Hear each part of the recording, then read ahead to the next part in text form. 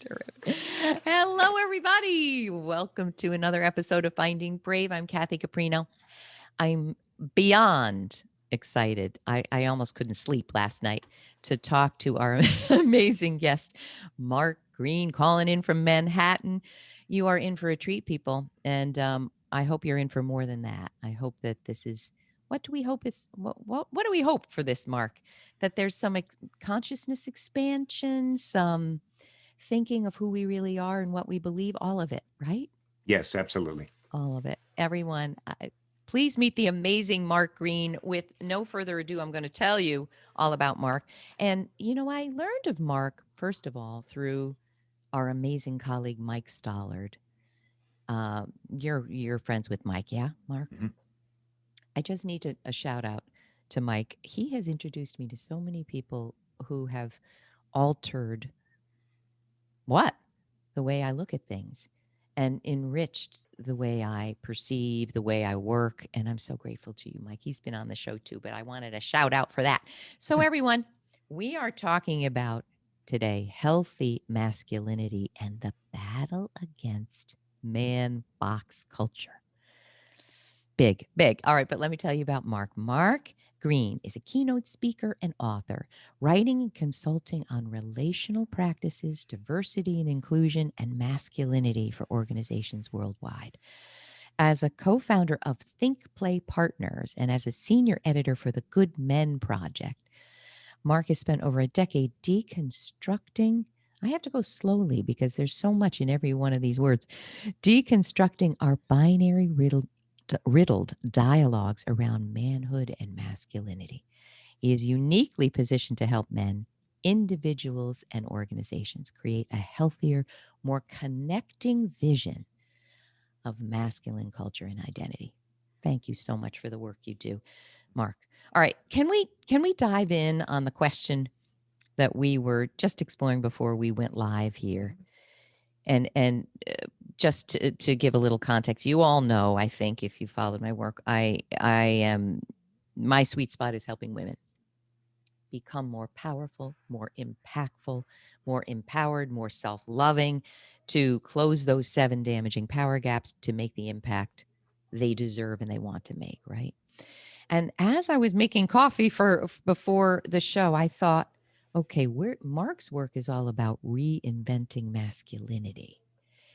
So I asked myself, do you think, Kathy, your work is about reinventing femininity? And the answer was no. And I want Mark to tell us, what does he think about this? But the reason I say no is this.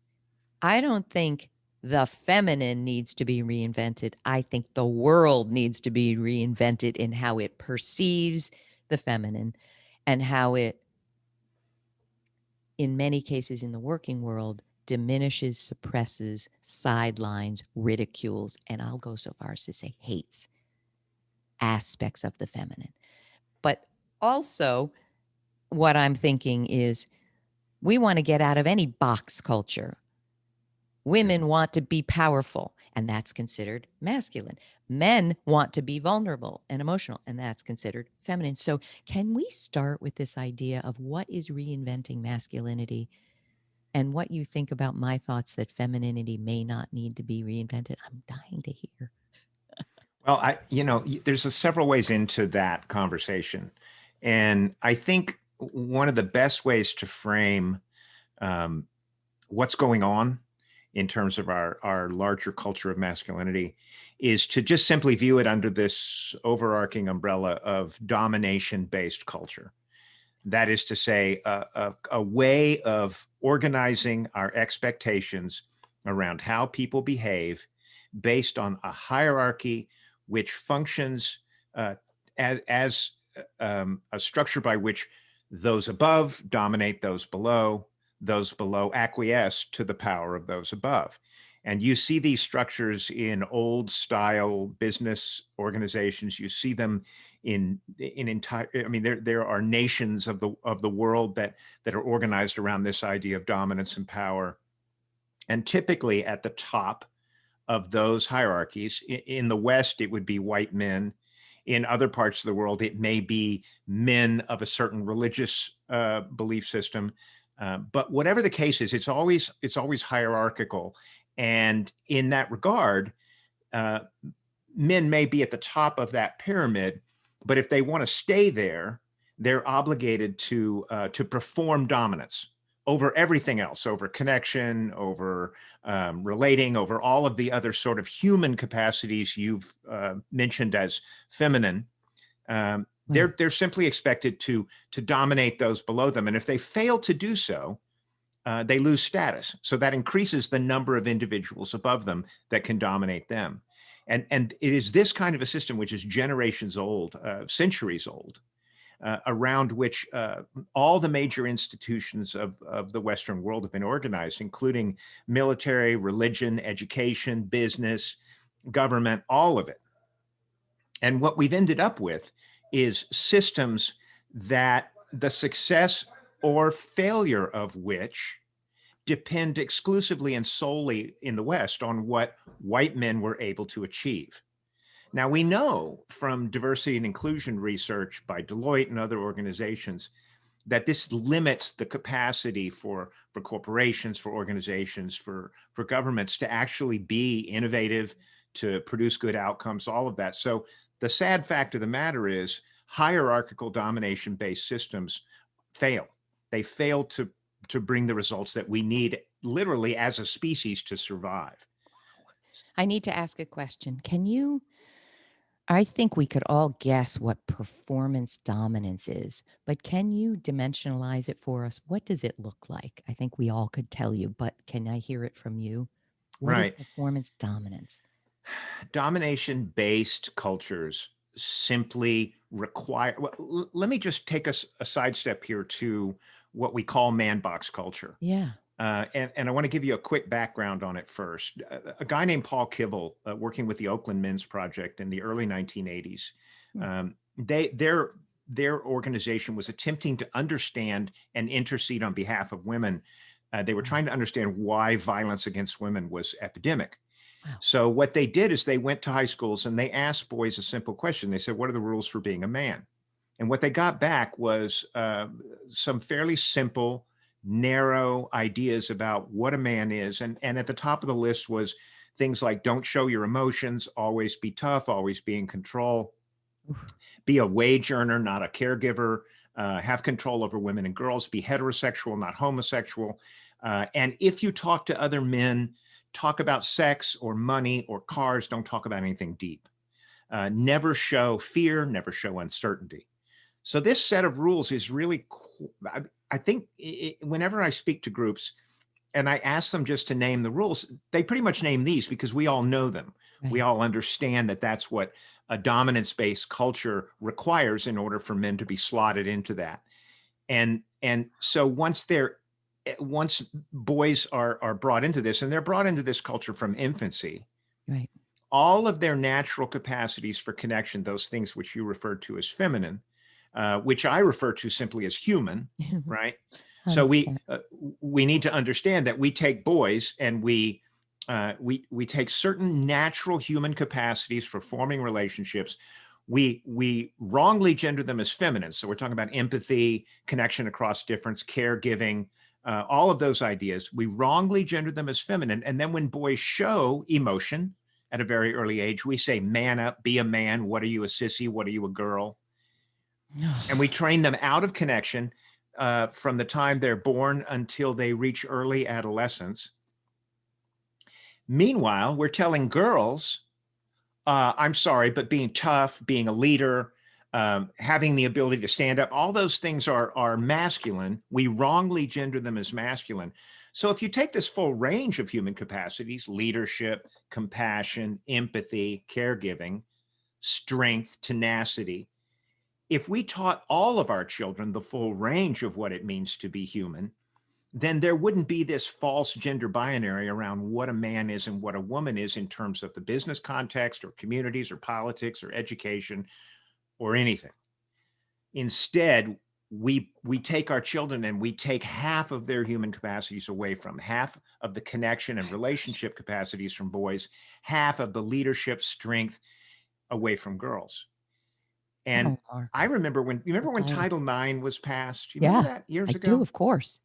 And suddenly girls began showing up on sports fields, doing everything that we said they couldn't, being strong, being tenacious, handling pain, fighting through competitive sports.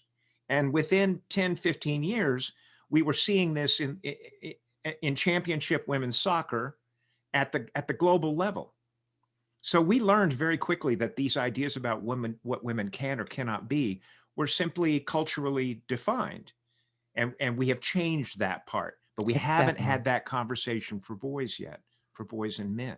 Wow, it's so powerful. Except I want to tell you, my son, who's 23 and happens to live here just till next week, he's a sports enthusiast. So Hmm. he's on all the feeds, ESPN, Hmm. and he knows mom's a feminist. We talk about it constantly, and he Hmm. is too. My goodness, the hate that comes out Hmm. on these big best known channels Hmm. from men when we're talking about, let's say, the WNBA. Didn't they do fantastically? Or women should be paid as much, or what was it in the bubble with the WNBA? I think it was their weight room had nothing, and the men's was decked out. The hatred. Yep. I'm looking at these comments. Sure. So we've addressed it, but not really. No, not remotely. Not I, remotely. You and know what what I'm you're saying? seeing is a collision between two worldviews about what it means to be human. And it is in those comment threads that you see the most reactive, angry responses from the most reactive, angry men. And the reason they're that angry, 50 What is it? years ago, we had a cultural container which basically allowed these rules of the man box to be relatively comfortable for men, right? Right. So men controlled the economics in the family; they were the breadwinners. They had the ability to define and structure the lives of the women around them, of their children. The larger culture had to say to everyone who was not a white male, "You're second class." So women are less, people of color are less, immigrants are less, all of the and they had successfully suppressed those populations for centuries. But with the movement for human rights, with the movement for women's rights, with the movement for LGBTQI people, that container is starting to collapse. So all of the aspects of man box culture, which sort of paid off when you could tell everyone else how the world was going to work, that aspect is gone, but the demands of man box culture are still there. You're never enough. You have to keep doing all the time. You have to show power, strength, authority. And when men falter in those and they don't have, their immediate response is, because domination culture teaches this, attack someone from another group. So those voices you see in those comments threads are men who are feeling all of these patriarchal structures collapsing under them, and they've never done, man box culture is about what you do, not who you are. Man box culture doesn't, our larger culture of masculinity does not care who we are as individuals, which means we're not encouraged to share our emotions. We're not encouraged to self-reflect. We're not encouraged to look at our own culpability and our own challenges in life. So instead, we're encouraged to blame an outside group, immigrants, women, feminists, right? People Yeah. of color. And that's where all that rage is coming from. A certain number of men, a certain percentage of men are taking a look at man box culture and they're saying, you know what? This is not, I feel alone. I feel anxious. I feel like I'm never going to be enough. I feel like I'm constantly in arguments with my partner. I feel like my kids don't understand me. I feel out of touch. I feel disconnected. And it is this fundamental epidemic of disconnection, Disconnection. which some men are saying, I want something different. I need something different. And those men are transitioning to a newer culture of masculinity, of connection. But there's a large population of men who are fighting, going to go down fighting, kicking, and screaming for this man box culture. All right, I got questions. Um, you know what comes up for me? I did a post and a video on what is feminism and why do so many men and women hate it. Mhm. Oh my God, Mark. I mean, I'm guessing you might get the vitriol. Oh, yeah, And two men wrote, "Shut up, you dumb C word." sure. And women wrote just as hateful things, Mm-hmm. like, you women are, Oh, yeah. whatever. I'm not even going to say. I got to ask a question here. Mm-hmm. Not going to be nice. Wake the F up. I mean, look, I'm 60. I was Mm-hmm. raised by an Italian dad and a Greek mom. Mm-hmm. And I do want to talk about genetics and neurobiology as well in a minute. But for instance, my dad, what a loving, supportive guy. I was like the son he didn't have. Somehow I knew that. I don't think Mm-hmm. he meant to communicate, but I played sports. I was number one on the tennis team, But I remember the feeling was he believed that women were naturally, innately, he was a scientist, he was a chemist, genetically better at nurturing. And because of that, they should raise the children and not work. So I remember that question because I want to ask you, Make a note about that. there are some genetic differences, right? Neurobiological differences. Women are hardwired more for connection, emotional cues. They read them better than men from the get-go, I think. Anyway, you're going to tell me. But here's my question. I'm 60, right? I had a 20-year career that was fraught with gender bias, sexual harassment. Not all every year, but I had it bad. Being marginalized, toxic bosses telling me, shut up, you know. Okay, so I'm on the receiving end of that dominance. When you are a man watching that, men are smart. There are smart men, there are non-smart men. How is it possible that you still fight? How is it possible that so many let's take the US. I know in other cultures things are very different. How is it possible that so many millions of men still fight this? I mean, don't they know the pitfalls of the dominance culture? Don't they understand that if I have to pretend that I have no emotions, it's impossible? Tell me how so many men, I've never asked this question out loud, struggle so much with what is so blatantly clear. Put simply, they've been brainwashed. By their And parents? I'll tell you how. I'll tell you how the process works, and it's pretty Please. straightforward. Um, Brainwashed. if when we talk about our dominant culture of masculinity, what we're talking about is an ironclad closed loop of isolation. The first part of it, and I will absolutely give you pushback on this question of whether women or men are better at nurturing. Okay. And I would invite you to look at the stay-at-home dads movement to see men who are the primary caregivers for infants and young children while their wives pursue professional careers, who love the work, who are good at it, and and I myself wrote from that space for a number of years. I was the primary parent to my son, especially after I was divorced. He was with me full time when he was 5, 6, 7 years old. We can Don't do get me this. wrong. I would never say that a man is not as good as a woman. That's my father, who's Well, I'm saying, yeah, 93. exactly. But I But do think there are some that's a genetic huge differences myth. that That's that a big story in our culture that men don't know how to do this. The case I would make is that we break it. We break it in boys, and this is how it's done.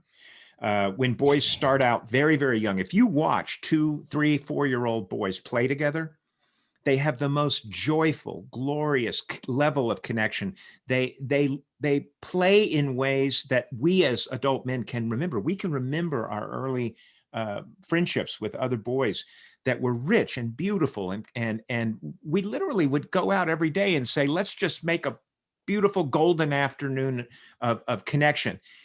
It was effortless for us because children, boys and girls, non-binary people, whoever, have this capacity to connect relationally. We know how to care for relationships, and we have joy in it. not necessarily hierarchically. No, Like, but I mean, but later they're taught who's winning, who's on top, right. But right? you look at young boys and you see that playful connection. So we know Okay. the capacity to connect is there. Watch a little boy caring for an injured bird. You see compassion, you see caregiving, you see gentleness, all of these things. But then our culture comes in, right? Right. And the culture says, listen, you don't want to share your emotions, you don't want to show your feelings, you want to be tough, you want to be strong. And Judy Chu wrote a book called When Boys Become Boys, and she was embedded, a very important book. She was embedded in a pre-K classroom, And she, for 2 years, was in that space with those boys and girls. And she saw how boys already began to hide their emotional acuity, that is their ability to read emotional cues, and to Right. begin playing the sort of disconnected version of masculinity that our culture expects of them. And she Mhm. tells a story. She says a little boy came to her at 4 years of age, and he said, Miss Chu, I'm friends with all the girls, but don't tell, Mike, the head of the boys club, because if he finds out I'm friends with the girls who kicked me out of the boys club and I won't have a club anymore. Now, the thing He about saw it that, as a club. as He as his group, as his, right. like he My was, friends yeah, won't right. like me. Okay. Right. Okay. So the thing we need to understand about that story, it's sad enough that he was not allowed to continue to have friendships with half the population of his classroom. But the real thing we need to notice there is that this young boy at age 4 was already tracking the alpha male in his group and beginning to hide authentic aspects of himself that did not fit the rules that young boy was dictating for all the other boys. And so when boys begin to get taught these rules of masculinity, they disconnect from their emotional acuity, their connection. And whenever they fail, if a boy scratches his knee on the playground and cries, the he's the message is man up, be a man. Don't show your emotions in that moment. And if he cries a little bit longer, they say, "What are you, a sissy? What are you, a girl?" Now, that little microaggression which denigrates the feminine as a way to police boys out of that half of being human, which has been falsely gendered as feminine. That microaggression doesn't happen monthly or weekly for boys. Boys are denigrating the feminine to police each other back into the man box hourly. And the things we are taught to say to each other in terms of denigrating the feminine, it doesn't end with sissy and girl or gay. There is ugly language that is used that I'm not going to repeat here, and it happens minute by minute, hour by hour between boys for decades. So by the time a young man has reached adolescence, by the time and he runs into another pocket of really powerful research. A woman named Niobe Way wrote a book called Deep Secrets, and she's uh, a researcher at NYU. And her book, Deep Secrets, this is the other important book that I want folks to notice out there. She did a study with boys in early adolescence, and she said, "What is your a simple question? What does your best friend mean to you?" And these boys said universally, "I love my best friend." They used the word love without any shame. And the other thing they all said collectively, every one of them, they said, "Without my best friend, I would go crazy." Now, 4 years later, she goes back and interviews these same boys. She says, "What does your best friend mean to you?" And these boys say, "Well, my best friend, Mike, he lives around the corner, but I don't see him that much anymore. He's a great basketball player, no homo." So if they make any compliment about that kid, they say, "No homo." And another boy described it as, "Yeah, my best friend, well, that friendship's kind of on a crossfade. It's kind of fading out." Wow. And what her research shows her, and here comes that language again, what her research showed her is that these boys are not focused on proving who they are authentically, who they are in the world. They're focused on proving what they are not, that they are not little kids, girly, or gay. And that's the exact language from the research. Oh, Mark. In the moment that they disconnect from these close friendships, their suicide rates become 4 times that of girls their age. We break them. We break their capacity for connection. And understand that if you are not tracking if you're not growing your emotional acuity, if you're not doing the simple day-to-day trial and error work to learn to make nuanced connection across difference, if you're stunted in that way, you never learn to connect across difference. You never learn to do nuanced emotional and relational communication. So we talk about men being unable to express their emotions. We talk about men having a difficult time forming relationships, always very surface level. This is where it comes from. So we break them. And then we say to boys, guess what? The only way you're going to be able to gain validation in your masculine culture is to be dominant. And then we slot them into the hierarchy. And they get slotted in wherever they belong, depending on their physical size, their family's connections, their race, whatever. They get slotted into that. And those who fail immediately get moved to the bottom of that hierarchy and become targets for everyone above them. And this is the system. We break young boys' connection, their rich capacity for emotional connection, and then we slot them into a dominance hierarchy. And these men who are angry and raging at feminists, they're broken emotionally, and they're constantly doubling down on dominance. It's the only thing they know to do. We've seen political leaders in our country do this. They get challenged, they double down on Well, that's dominance over and over. narcissism too. We got some Yes, it is. narcissism going on. But narcissism, yeah, Inability to hold it's pain, vulnerability, accountability. You know, it's like, narcissism, it's disconnection. It's totally internal focus only. And we know that emotions are created in the back and forth of relating. In relationships, emotions don't emerge. My emotions aren't, suddenly born of themselves and I give them to you on a plate and say, here's my emotion. We create that in the back and forth. You and I are creating an emotional connection right now. And as we speak, we may feel anger emerge. We may feel right. frustration, sadness, joy, connection, all those things emerge in the back and forth. But if we break boys' ability to relate and connect and express, then their emotional lives get cut off. And when you tell a boy don't show his emotions, what you're basically saying is don't connect in relationship to other human beings. Stop being human, really. Yeah. Start. Naomi Way says it's traumatizing to tell a boy not to show his emotions, and all of our other issues as boys and men emerge out of that initial trauma. Questions. Can you stay a few more minutes, Mark? Happily. You had said to me earlier, ask me a personal question. It's fine. I'm going to ask you some questions, but I'm going to share something personal. When you talk about this, I'm clearly tearing up. I have incredible empathy for what you're saying. But there's this dialogue that's going on because my world is what's happened to women. Of course. There's this dialogue that says, well, wait a minute. Women are getting programmed from day one.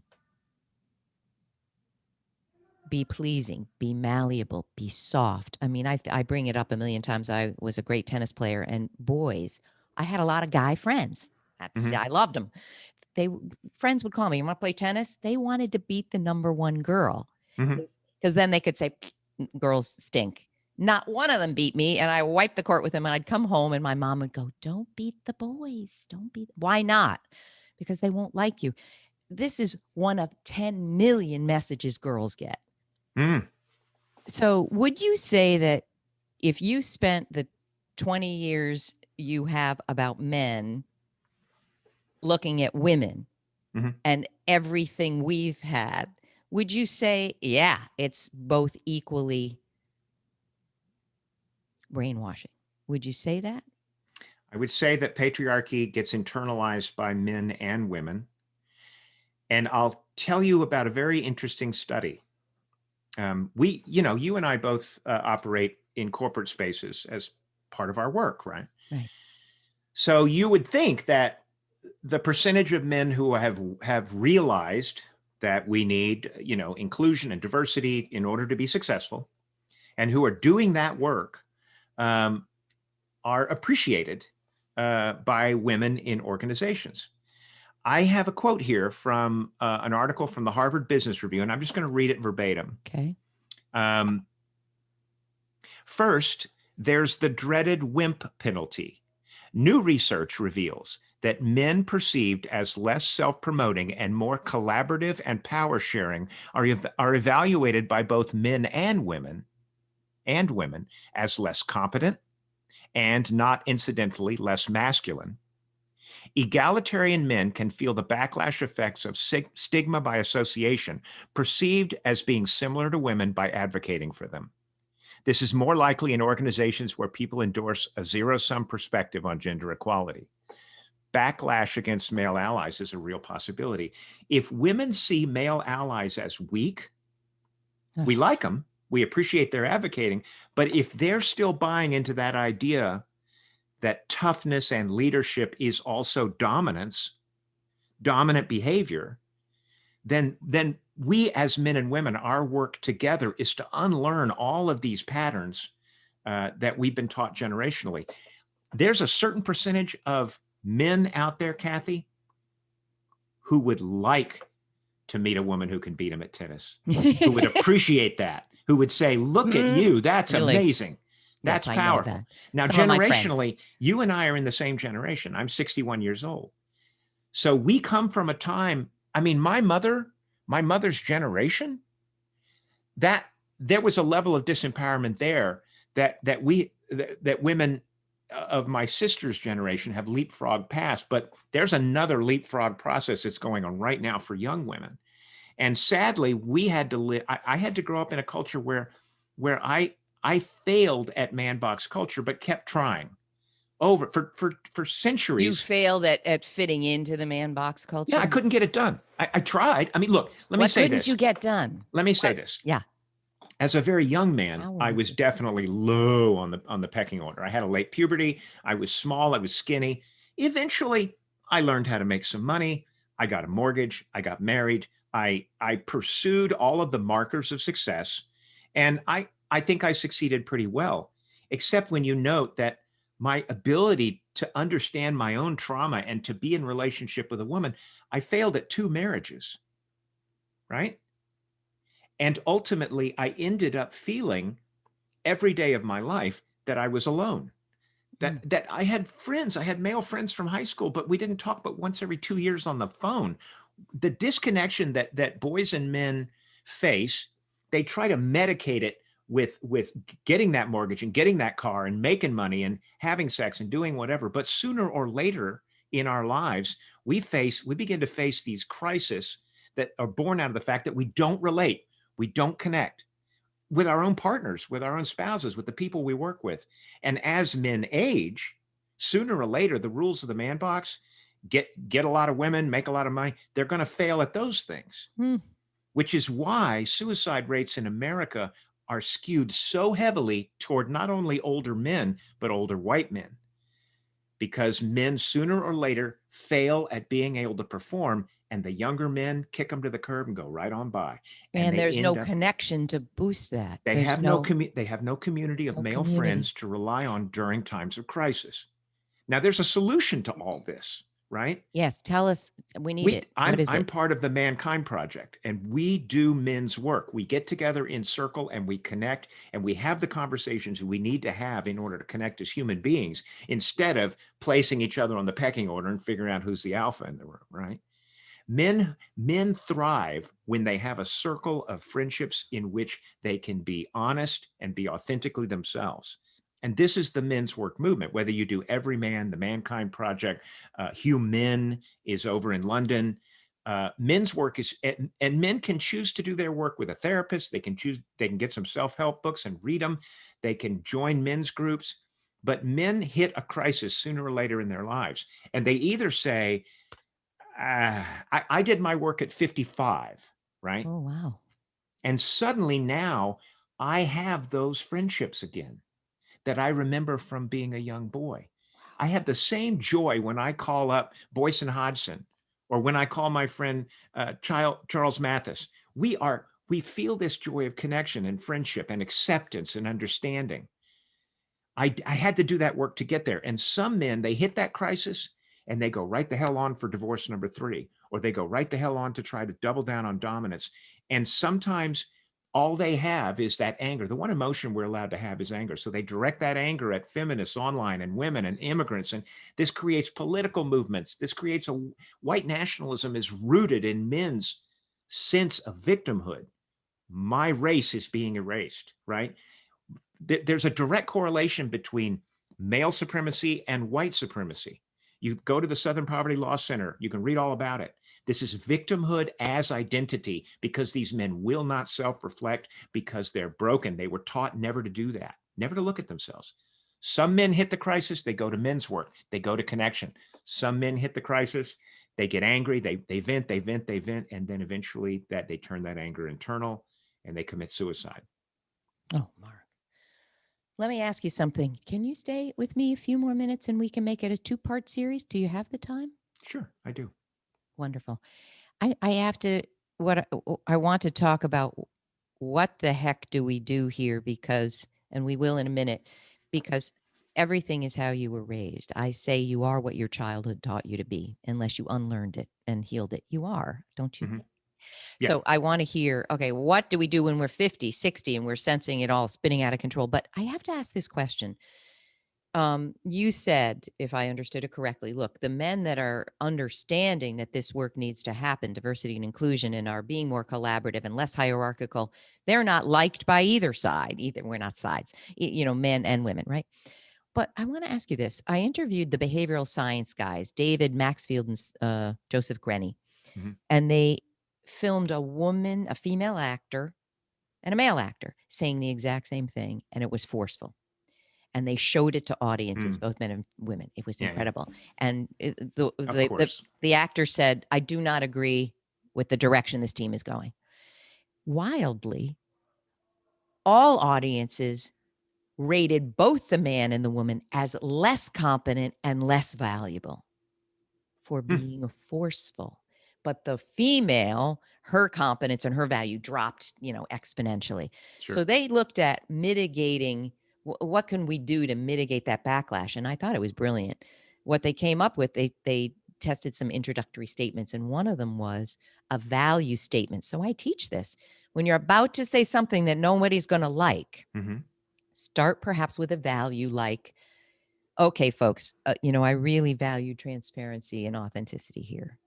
And because of that, I feel the need to say, I do not agree at all with the direction the board is going in here. And I realize I tend to be able to say tough things, and it doesn't seem to be, backlashed as much as it would 40 years ago. And I think part of it is, I don't mean we're dumbing it down or softening it. I mean, we're giving something, a bridge where people can hear us. Yeah. And because we're all fragile, vulnerable creatures desperate for validation. But what do you think about this idea that both men and women were rated less competent and less valuable being forceful? What do you make of that?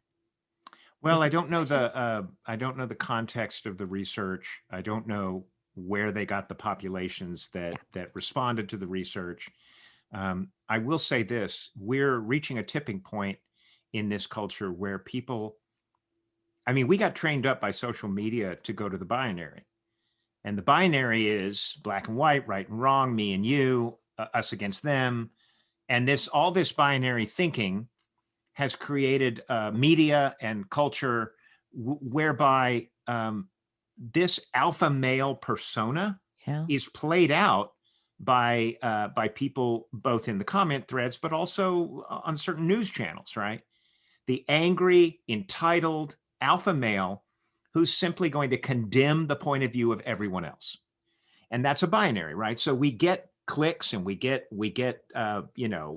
increased viewership when we offer people binaries because Binary meaning this is right, this is wrong. There's right got to and be two abs sides, and I'm on it's the right side. right and we create gender binaries and we create religious binaries and we create political binaries, and in that way if you accept a binary, if you are attracted to a binary and you decide to argue from the position of us and them, you've just lost your ability as an individual to have any agency because you've just gone for a binary. So when we talk about gender, we talk about men and women. I prefer to think of that feminine and masculine as a long, continuum, right? Continuum. And where some men fall in places that might be considered more feminine, some women fall. I mean, Serena Williams has her moments when she's about as strong and forceful an entity as can be imagined, right? Right. So we're all somewhere on that continuum, and I would suggest that we code switch and find you're different when you're consulting with a client than you are when you're with your family, right? I Right. am too. So we move up and down that continuum, right? From certainty to I don't know, let's see what emerges out of this. All these ideas of what it is to be a man and woman. I prefer to use the term masculinities, right? There should be as many ways of being a man as there are men. Instead, we have a whole culture that's trying to jam men into this one narrow performance. And if you don't get far enough in, you can you can face a lot of microaggressions. You can be attacked. You can be fired. You can be murdered. Yeah. So it's not a joke for men. We choose when we're little and we don't even understand what's fully happening yet. We align ourselves in ways so that we do not become the target. And so, yes, you're absolutely correct that there are ideas that are driving divisions still in our culture. But I think people are getting to the point now where they've drunk from the glass of binary so many times that they're starting to say, what am I drinking here? What is this? And that's a tipping point of awareness and awakening that is being driven in part by the women's movement, by Black Lives Matters, by organizations that are saying there's a moral absolute here, but it's not the binary. It's how we are all interconnected, how we are all interrelated, how we live richer, fuller lives when we connect across difference and collaborate and create all these wonderful, magical things that we don't get to have when we're in this little tiny narrow space where I can only talk to other white men. Lord, protect me from a life where I can only talk to other white men, please. I love them. I have some very good friends that are white men, but I want the full, rich tapestry of what it means to be human. And in that regard, I have to present myself as willing to learn and hear from people who are not like me. Oh, I love it. I got 2 questions, but hold it for a minute. Sports and religion, and they're specific, the questions I have. But I want to tell you something. I grew up, I always say, almost like on a balance beam. Yeah. A part of, but not a part of. So mom was Greek. I went Greek Orthodox religion, but dad was Catholic. And until he died, I thought he converted. He didn't convert, and he was never a Greek Orthodox. In his mind, he was Catholic. So I kind of felt what he felt. Then I sang in St. Patrick's Cathedral for a year. I'm not Catholic. Imagine that. And someone turned to me and said, we don't cross ourselves like that here because Greeks do it differently. I'm like, I don't think God cares. Okay. Then I marry a Jewish fellow. So I look and present, people think I'm Italian because my name is Caprino. They're always talking to me about nuns. I didn't grow up with nuns. I'm not, I don't know what you're talking about. Yeah. Then being, looking Greek and Italian, but married to a Jewish guy, I can't tell you how much anti-Semitism there is. But many people don't know it because, what am I saying? They thought I was a safe harbor for that hate. Wow. They didn't know my kids are half Jewish. My ex-husband's Jewish. The point is, makes me cry. The point is, I think always having been on the outside has made me have empathy. Yeah. For everything that is different, not being binary.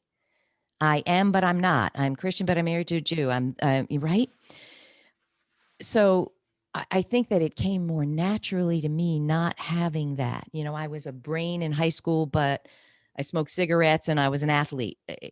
So one thing I want to talk to you about is how do we raise our kids out of this damn box? And part of it is being a part of groups that you never thought you would be a part of. But here's what I want to ask you. When you were talking about the connection that men don't have, when I think of sports and I watch my son watching sports with his friends, it seems like there's incredible connection over a unified goal of sports. Would you agree with that? Is that what sports, why it's so exhilarating? Right. Depends. Guys? Well, it's a surrogate form. Yeah. Where men are allowed to express emotionally. They're allowed to express enthusiasm for the team. It's a place. Even cry. I mean, athletes cry when they lose the championship. Yeah. It's a surrogate method by which men are allowed to rank themselves. Oh, I'm with this team, so I win. Our team won. They can rank themselves in individual sports games when they play games against each other. They can dig deep into the details, all of the statistics and the history. And I saw this guy play at that stadium, and they get emotional about you could not take something as vibrant and powerful as a human being and not give them an outlet, or they would collapse. We would catch fire. So that's what sports is? Yeah, men are blocked off from so many other modes of connection and meaning, but they are given this sports discussion and conversation because it reveals nothing about who we are as individuals. We get excited about an external thing and the minutia of it and the moments of it and it speaks to the fact that boys and men want to connect. We want to. But And if I'm you on, stand up, oh gosh, go ahead, go ahead. well, stand up in the middle of a Dallas Cowboys game with your friends and say, I'm having some emotional issues around fear in my life because I don't feel like I'm validating much besides this, and they'd say, sit down and shut up. What are you, crazy? Shut up, you this, and this, Right, Here exactly. come the labels. So the joy, we see connection. You see connection when you watch your son and his friends watch that game. So But much connection. after 5 hours of drinking beer and watching the game, ask any one of the men in that room if they know what their friends are struggling with in life, if they know what they're going through. Among a million women, it's the joke that your husband comes home. So how was Fred? Good. I know he's getting a divorce. How is he? I don't know. Yeah. Well, how's his Exactly. job? I don't know. What do you know? What the hell Right. do you know? Boy, And this is the challenge. This is the challenge that men's work addresses. When men go into circle, that we do a thing called check-in, the first thing we do, and this is common to a lot of different types of men's work. And we literally come in and we say, where are you right now? Where are you at? And there's a little silence. And one of the men says, well, I'm really joyful because I had this success at work and this thing happened, but I'm also carrying some fear and some sadness because my mother's in the hospital and I got this, I've never had these conversations with her that we're having now. And everybody in the room goes, and your shoulders drop and you listen, and then you get to say your piece. That's how you run these groups, you mean? That's how men's work operates. It is our men bring their authentic stories about what they're experiencing, and we support each other in the processing of it. There's a lot more to men's work in terms of how different organizations do it, but ultimately it's a chance to just be with other men and not police each other's expression, but instead hear and support each other. How beautiful, Mark. And it happens like this. I'm telling you, we think men don't have these thoughts or these feelings. They don't show it because it's dangerous. Because their own wives may say, you know what, you're making me uncomfortable. Get back in the box. I've lived with you this way for 30 years. Don't do that. I'm telling you, a man cannot step out of man box culture without the support of the people, of the relationships he's embedded in. Now, if he goes to a men's group, he can find some support there. But ultimately, we all have to let go of these ideas of what masculinity is or isn't.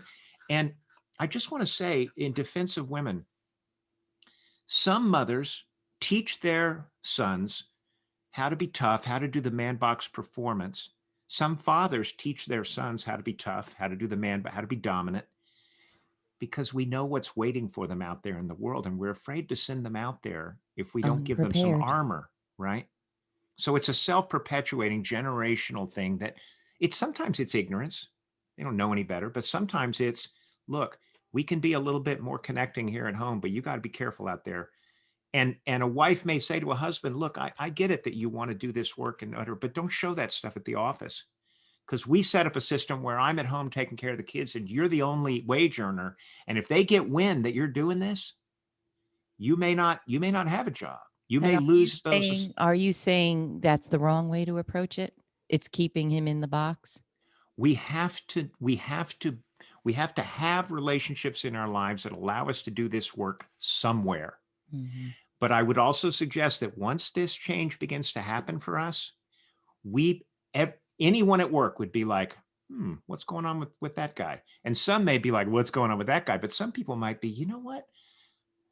I'm more drawn to that person now. And those conversations begin to creep out into work relationships, et cetera. Men code switch all the time at the office. We know which people, which women, which men we can have more authentic conversations with. We know which ones are gonna penalize us for it. But once that begins to move into office spaces, I believe that the basic goodness of human beings, that is our ability to not only be good, but to seek good in ourselves and others, will grow that over time. And we see evidence that it is, right? Oh, I love it. And I want to validate this one thing. In my early years with my husband, my dad was a guy's guy, little small Italian guy, men do this. I love those guys, by the way. I love those my men. Little Goomba father. I loved him and I could be anything with him, right? But he did everything. He did the lawn. He did all the, garage stuff and the car stuff, women inside, men outside. And I remember when gas stations suddenly went to self-help, self-pump. And I said to Arthur, my ex, I don't really know how to do it. Can you come down and do it with me? He's like, I'm not coming down and pumping the gas with you. You're a very smart person. You're brilliant. You'll figure it out. You'll Yeah. read, pick up the pump. Yeah. And I want to tell you, and there have been times also, he couldn't mow the lawn and it was assumed I would mow the big lawn. There's no question that I would run through the dialogue.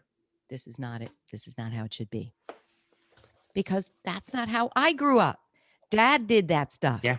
Dad would have gone down and pumped the gas for me. Mm-hmm. But thank goodness I went, wait a minute. How do you call yourself a feminist here? How do you have got to figure this out. But I'm understanding what you say because it was in every cell. This is what a guy does, and this is not what a guy does. So I'm expressing empathy for this situation, but also that we all have to get hip to how we were programmed and Yeah. start looking We at, all does have it to align? self-reflect. I want to say something that's really crucial, and this is probably one of the most important things I would say in this conversation with you. When I talk about man box culture, when I talk about creating a masculinity of connection, when I talk about all these things, I am not saying we must end traditional masculinity, this idea of who your father was or who my father was. That's one way to be a man. And in certain circumstances, that comes naturally to some men.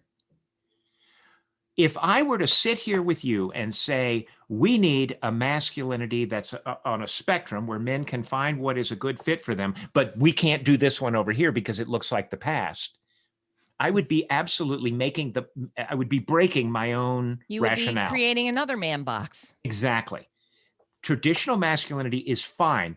The problem with man box culture and the problem with dominance-based masculine culture is when it says that is the only way to perform masculinity. And when within the system, I didn't want that as a person growing up. I went like this half the time. Yes, you did.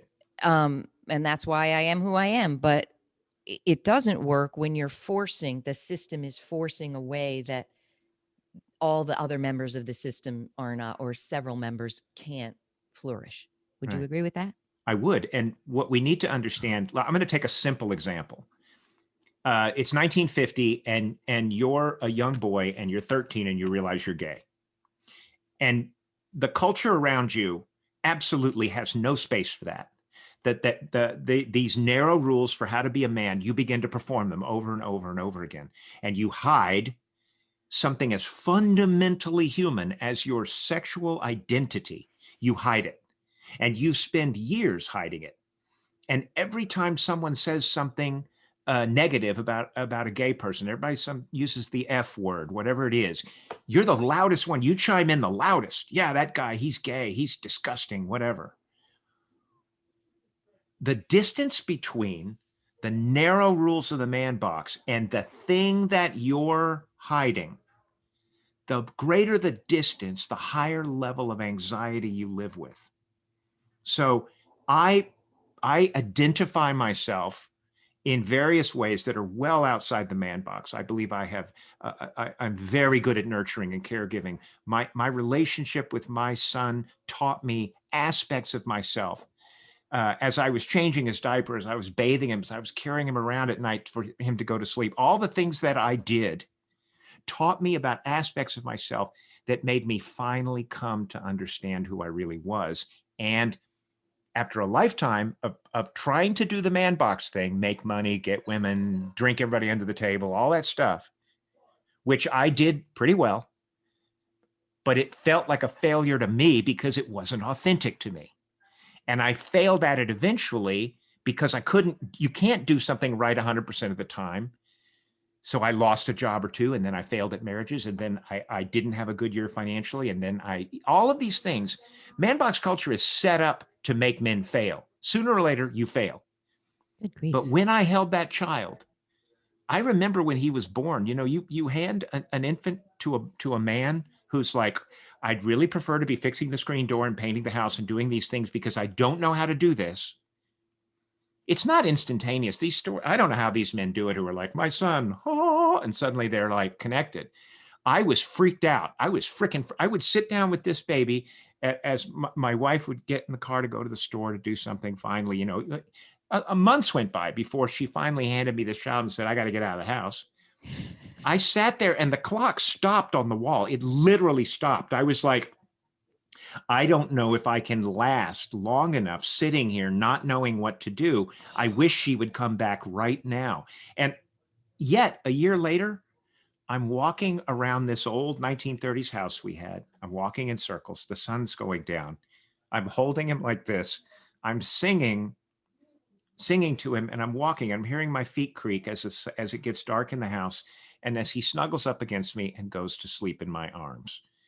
And the song I sang to him over and over again, just softly as I walked in this slow circle, and I thought, my God, I'm home. I'm here. I'm me now. I have a thing that I can do well that's authentic to me, right? That's authentic to who I am. And this is what men need, no matter where you are on the spectrum. If you're that guy who mows the lawn, takes care of the house, God bless you. Find your truth in that. But all the rest of us who are different, and the distance of difference created this tension and anxiety daily, I would suspect that a large number of those men who are raving in the comments section and angry at feminists and whatever, they have been living with a tension for a difference that they cannot even name anymore. It's been buried for so long, been crushed in them for so long. And it's only when they hit that crisis point that they either move toward connection or on into self-destruction. Wow, Mark. You've given us a lot to think about. I'm going to ask you two things, then I'm going to let you go. All right. There's a lot we have to unpack to change this, right? We're not miracle workers. We're going to do what we can, every one of us. But can you give us one tip for parents of a boy or parents of anyone? What we can do to, I don't even know the language you'd use, crush the man box, whatever, get out of it, create a continuum that works so that the person can authentically get on it.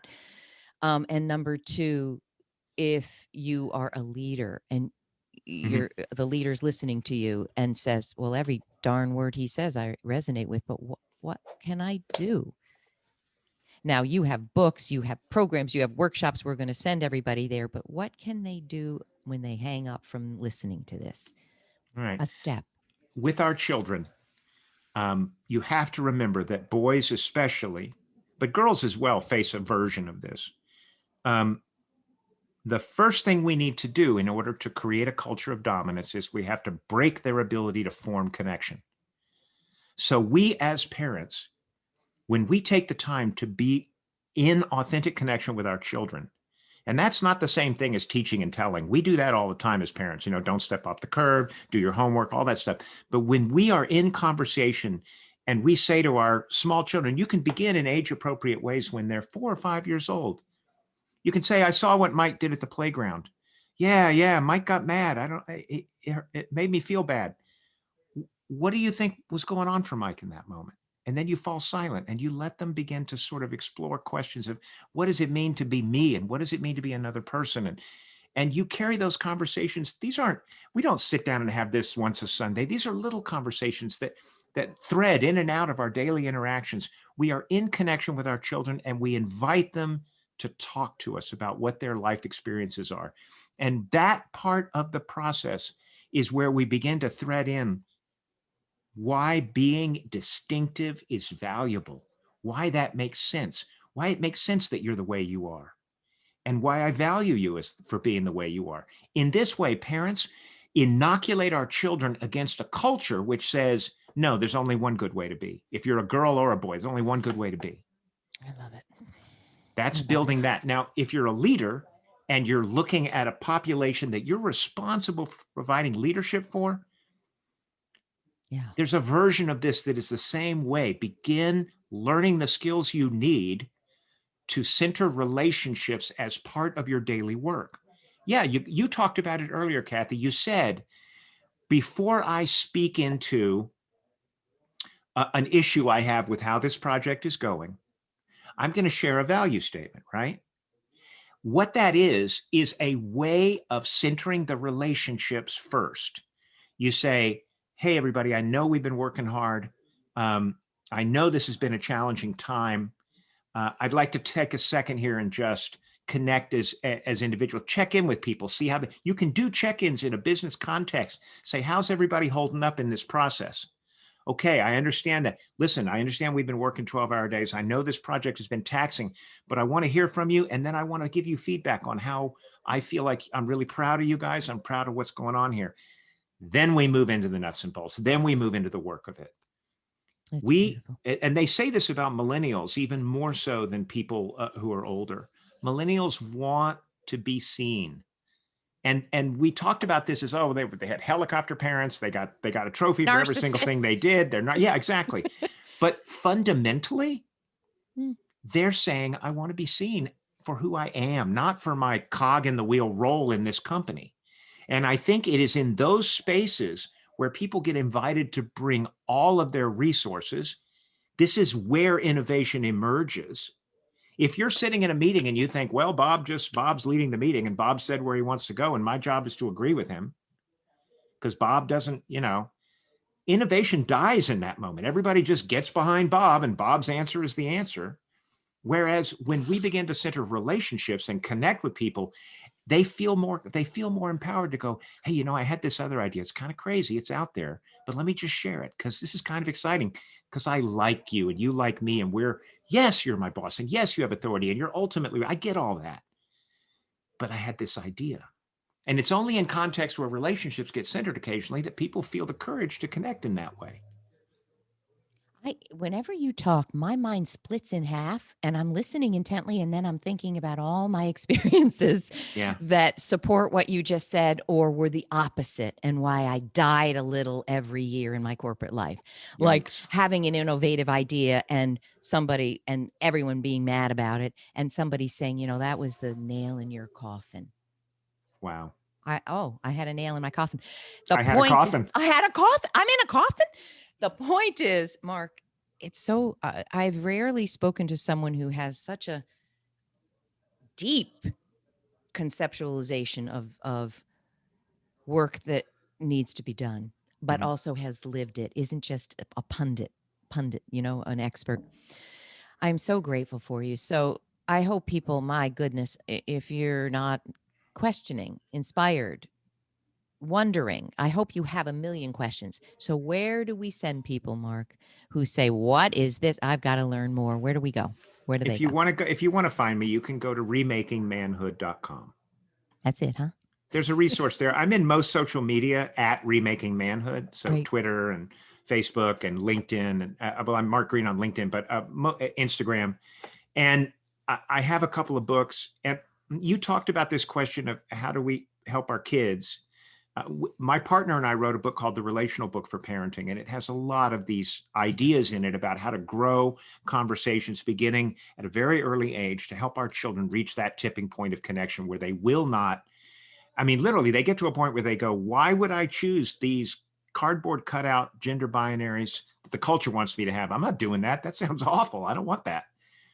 The Relational Book for Parenting is a resource for that. It's full of cartoons, stories, games, ways to engage little kids and to grow their ability to work and form and care for relationships. That's all we need as human beings to enrich our lives and to make a better world, right? And can organizations hire you to come in and crush the man box, Absolutely. deal with this? I'm saying fix, how binary. I present all the time. I recently did a great presentation with General Mills. The long and short of this is, when we have conversations like the one you and I just had, two things happen. Men get a chance to take a breath and self-reflect about, why do I believe what I believe? Am I uncomfortable? Do I want to make a change? But women say, now I get it. I get it. Now and I have understand. So much more empathy. Yep. It creates connection. I want to name an organization for you as well, Jerry, the Gender Equity and Reconciliation International. They do this work globally, right? There are many organizations out there, not just men's work, but Jerry, Gender Equity and Reconciliation International, brings men and women into the room for 3-day workshops. And I've done this workshop, and it broke my heart and it filled me with joy simultaneously, because men and women told these stories about being human. A woman in one of the workshops I was in, and I think it's okay for me to share this, said, tears streaming down her face, after 3 days of us sharing our stories, she said, "I'm sorry, I didn't know. I thought men were made of steel. I thought I could hit them as hard as I wanted to. I didn't know it was breaking you.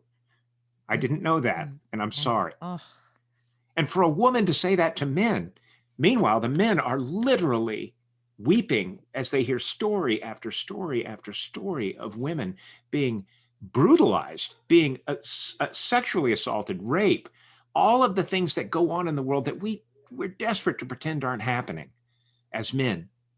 Um, so the work is our compassionate ability to connect and live rich, real lives. And men just have to make the choice to live a good life and stop living this hierarchical, caricature of being a human being. I hope more men will make that choice. I invite them to come to Remaking Manhood, find a book, read it, and start to make this shift in our lives. I can't thank you enough, Mark. I'm falling apart over here. I so appreciate it. And Thank you, I Kathy. really hope we can continue this in any way. Sure. This discussion, this interchange.